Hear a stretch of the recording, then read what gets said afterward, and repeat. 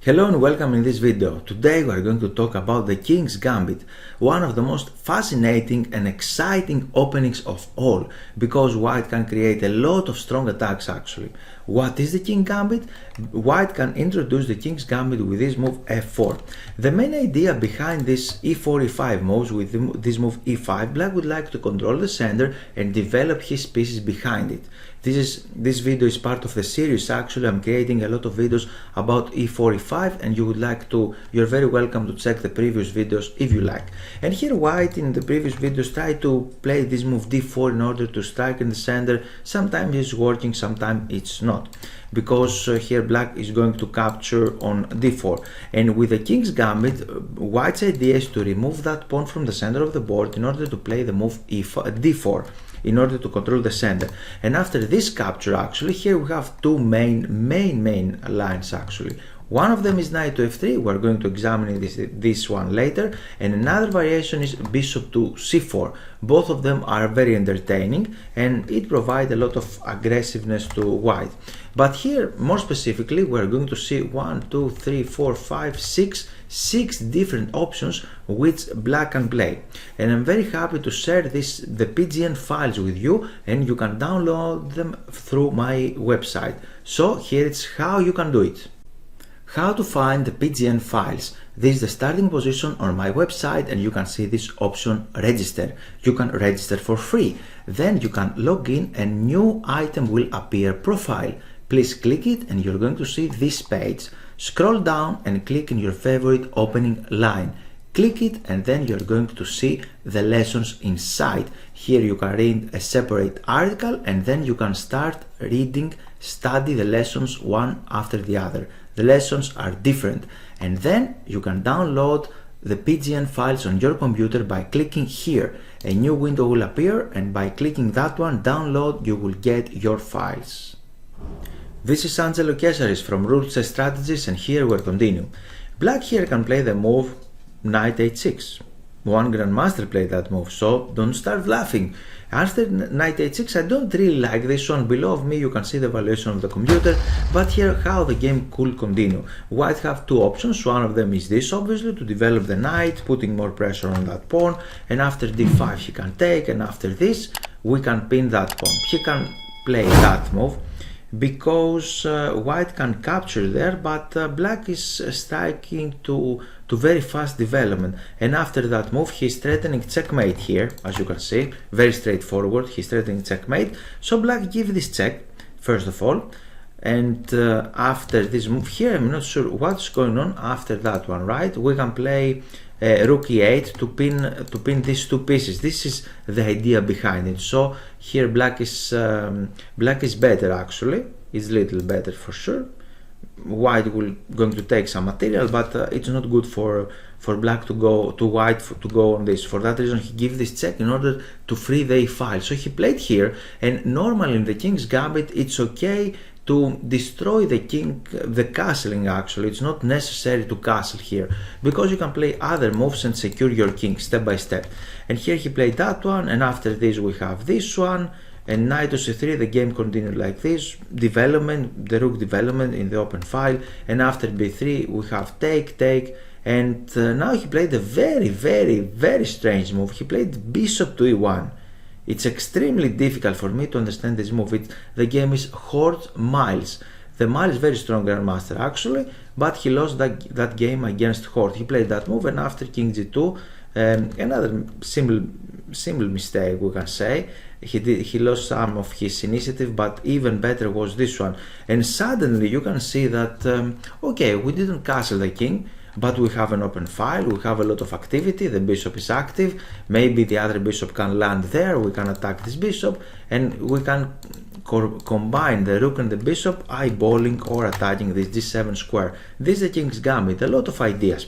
So this is one game actually, knight f3. Another game played like that, knight to c3. It looks more normal to my eyes, because he's overprotecting everything, and then he's going to develop the knight. Both of them, it's approximately equal. Okay, he captured that pawn, knight f3, because usually when black is capturing that pawn, he is threatening right now to give this check here because it's more difficult for white to block this diagonal, right? So he's threatening, and very natural, very normal for white is to develop this knight there. And now we have this move developing the bishop here, and after the check he went on e2.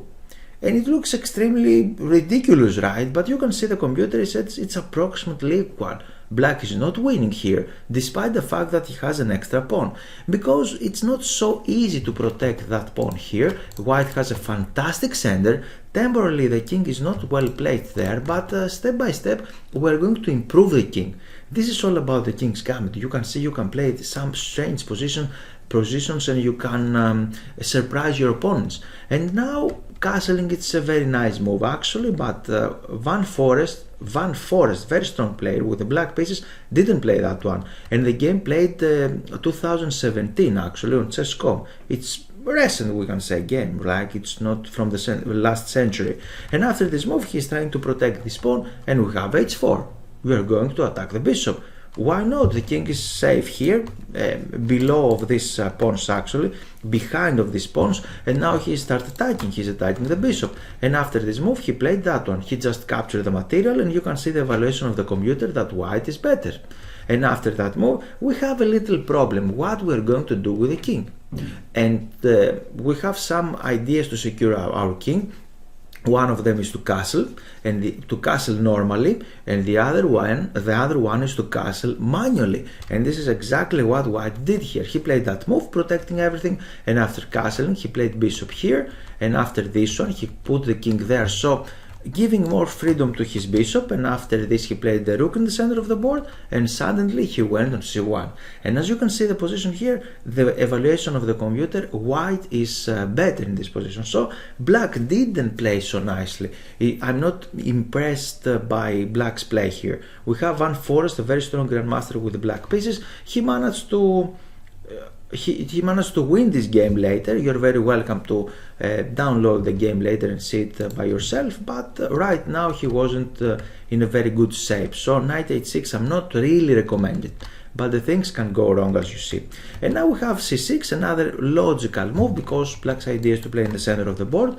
I like it, I can say. And after that move he played d5 very aggressively. Black can create a lot of aggressive ideas because he's attacking the center as well. Now we have this one, take, and now after this check he cover with the knight. We have castling, knight f6, developing the pieces, d4, and you can see the problem here, that sooner or later white is going to take that pawn back. And after this move he played there, increasing the pressure to that knight, and of course he's going to capture that pawn on f4. We have castling, take, and now after this move bishop to g5. White suddenly, I like this variation actually, because suddenly white's attack is not so obvious, and he played this move bishop to g5. He's trying to double these pawns here. He's threatening that pawn if he just captures the knight, so it's not so clear. You need to know what you're doing here. And Narodinsky with the black pieces, he played fantastically, a fantastic move, and this is takes. Actually he cannot really take with the pawn here, because again we can go on g4, and after this exchange he went on g5, on g4 with the other knight actually, and suddenly now this bishop is under attack, this pawn is under attack, and black has a very strong attack. So c6 is a very nice move actually to play.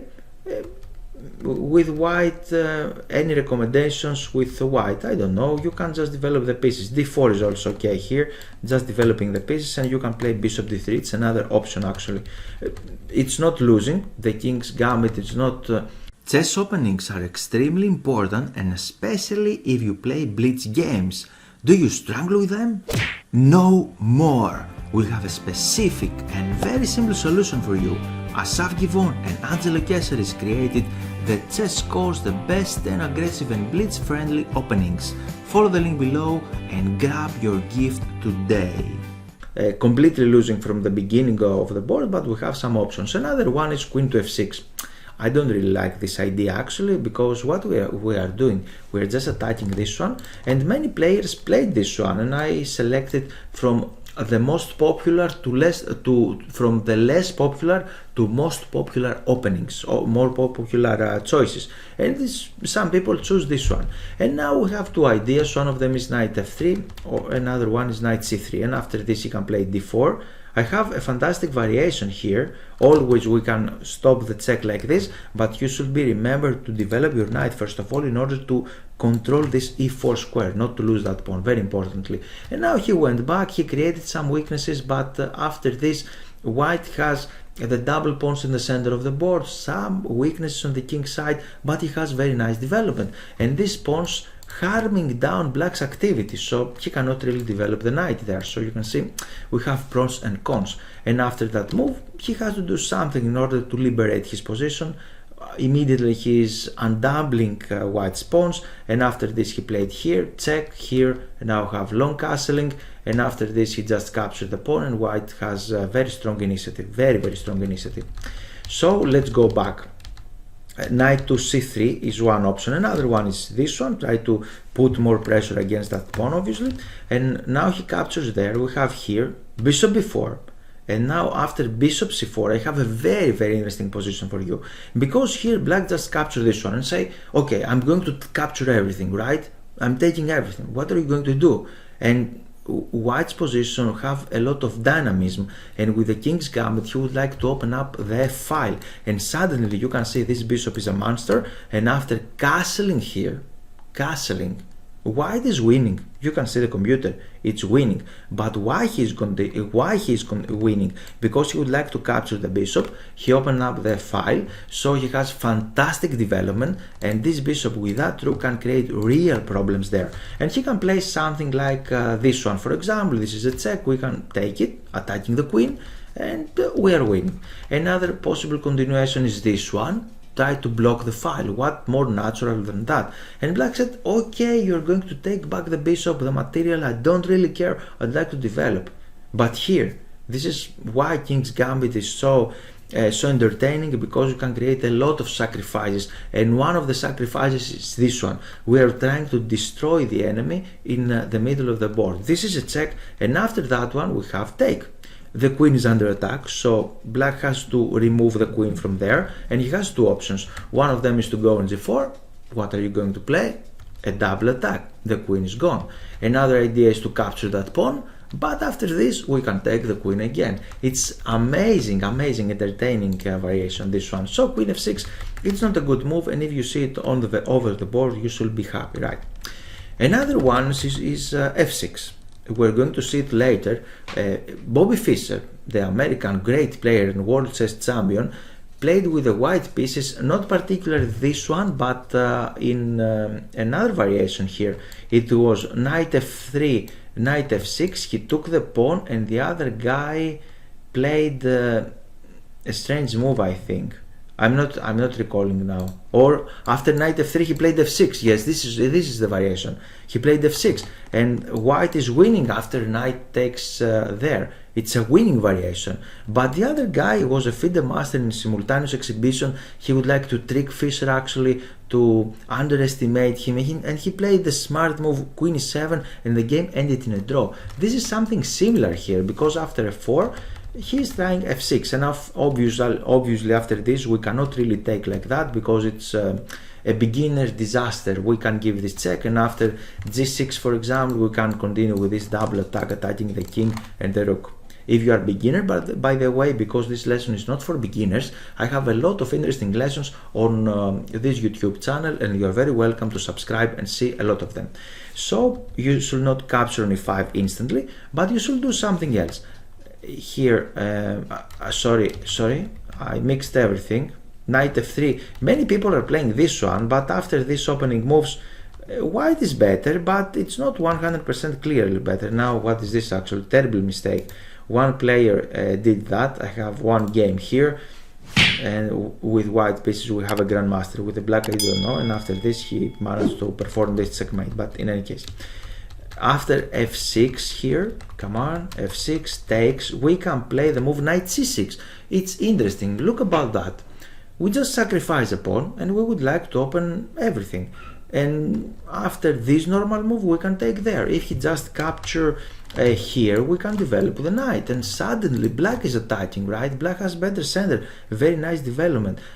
It's not the most flexible move, the best move actually according to the computer, but if you would like to play blitz games, if you would like to surprise your opponent, it's an interesting option. So for that reason he played here knight to c6, he just developed this one, we captured there.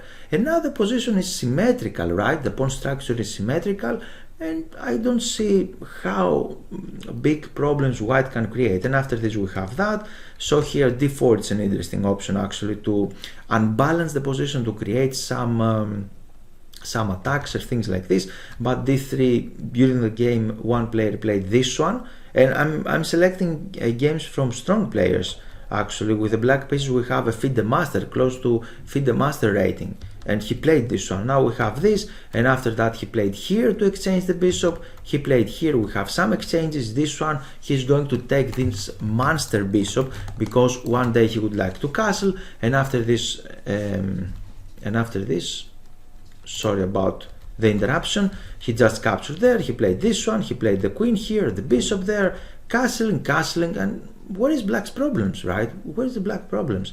I cannot see. And black has the bishop pair, by the way. He played that one, we have this, he went back, and after this he's trying to double the rooks, he is trying to double the rooks as well, and after that we have some exchanges, more exchanges, and after this black's position is very solid. The game ended in a draw.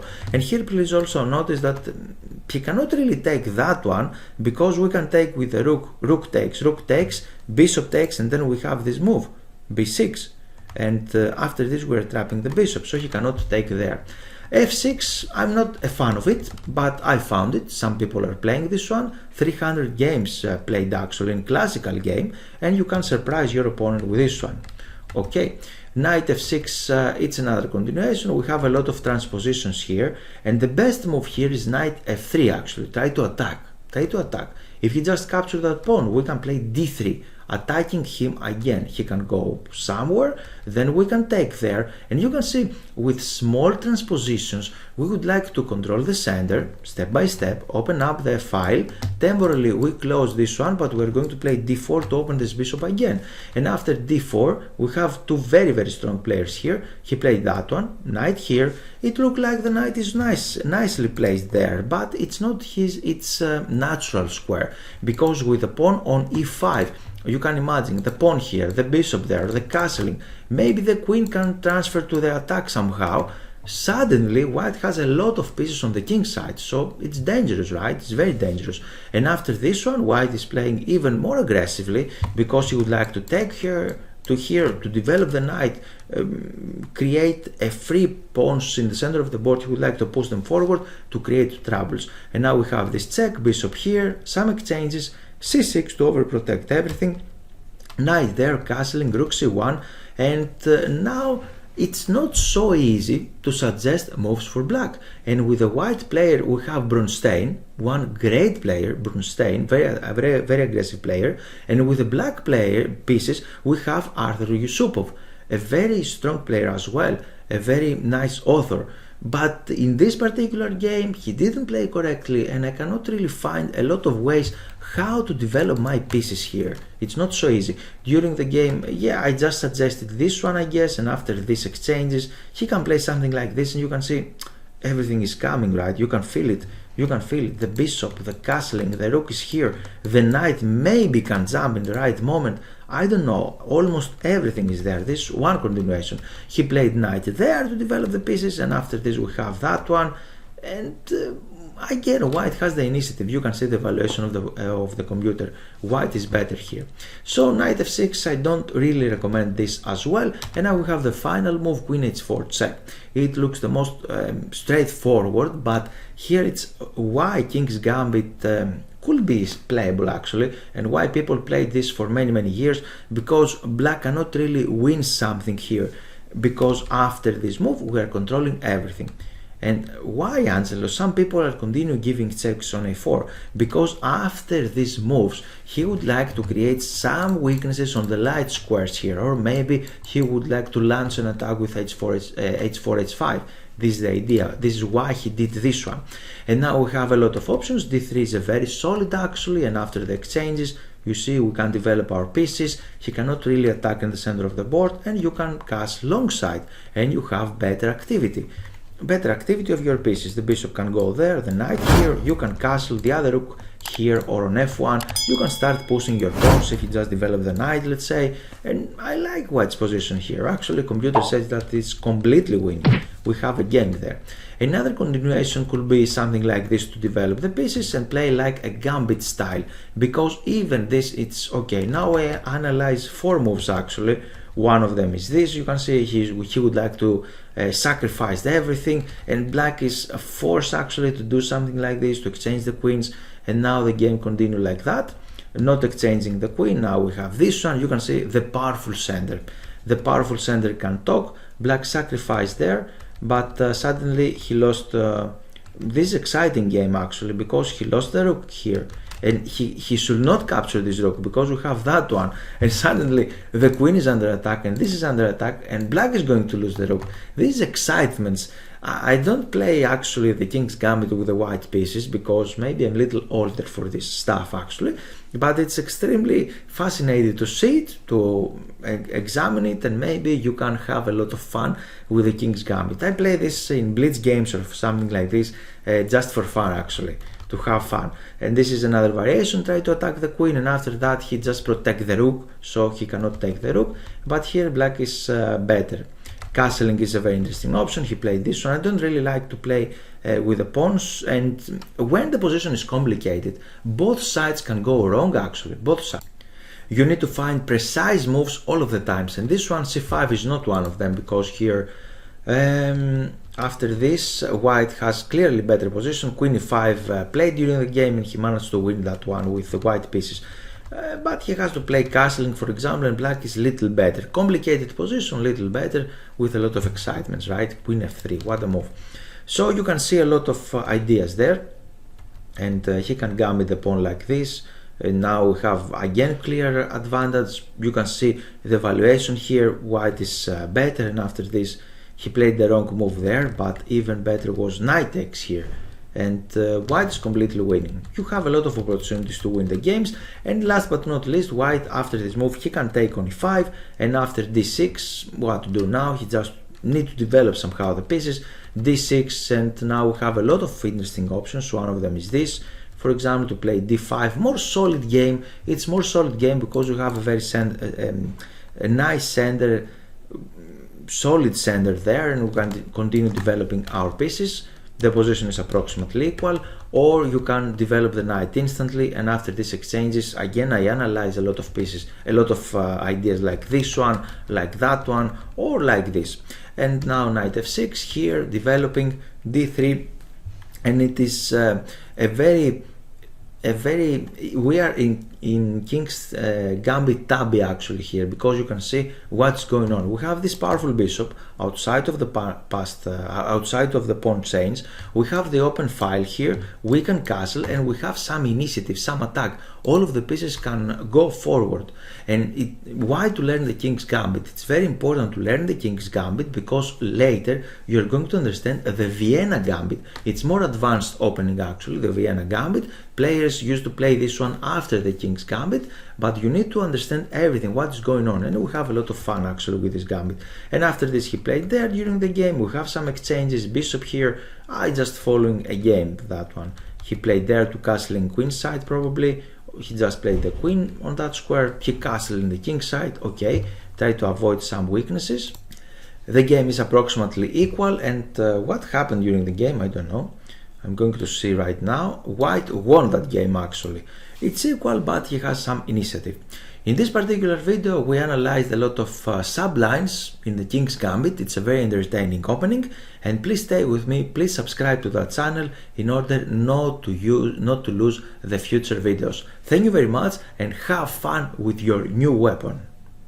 If you would like to get attacking positions in every opening, then I suggest you this amazing course, 10 aggressive openings, blitz friendly. And here I'd like to show you the lessons inside the website. If you are logged in, then you are going to see this new menu profile. If you click it, you are going to see this page, and then you can click here my lessons. From this one you can see your available lessons, and if you scroll down you can click here 10 aggressive openings with Asaf Givon. With this fantastic author we create together the lessons, and you can see here one lesson after the other. You can see typical mistakes, after that how to start the game correctly, the best 10 moves, then you can see what are the aggressive openings, and then you're going to learn one lesson after the other. We have a lot of lessons there, and you can create a very solid and strong repertoire with white and black. And here you can see two of the free lessons that I already published them on YouTube. And last but not least, here you can download the PGN theory on your website. You can download the practice, the PGN files.